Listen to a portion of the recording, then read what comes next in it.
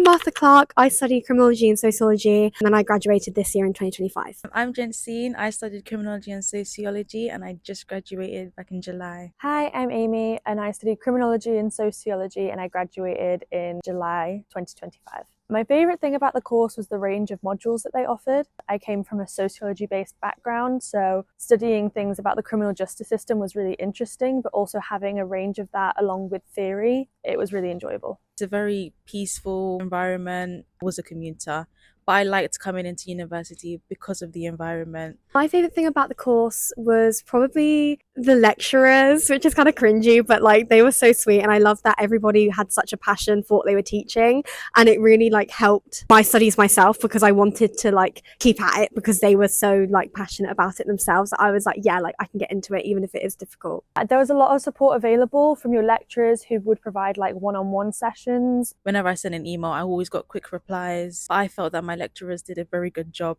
Their support was really good, and I think that was the best part, and that even like since graduating they still like reach out and are like still there to give you a helping hand. My favourite module was crime in the media. I thought that was very interesting. We looked at true crime TV shows and films, as well as how serial killers are presented. I think my favourite one would probably be modern slavery and human trafficking because it was something totally new.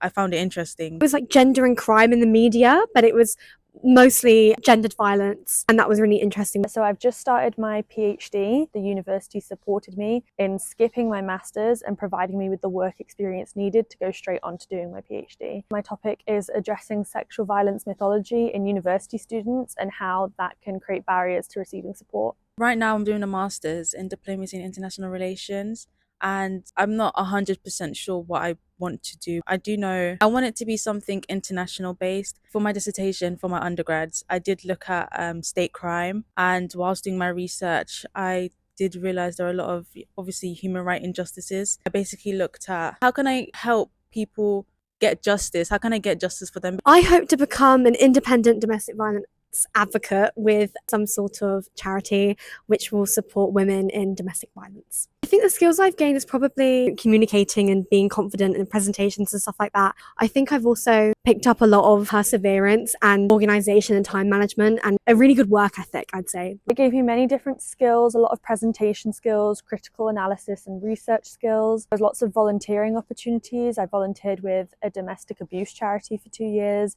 I took part as a research project which addressed crime in the local area, specifically retail crime. Definitely writing skills, time management, organization skills. I think just pushing myself out of my comfort zone. I did enjoy going to trips, like to prisons. That also broadened my horizon, basically. I had the opportunity to speak to some prisoners. You realize how much you don't know. So I suppose in some ways I became humble.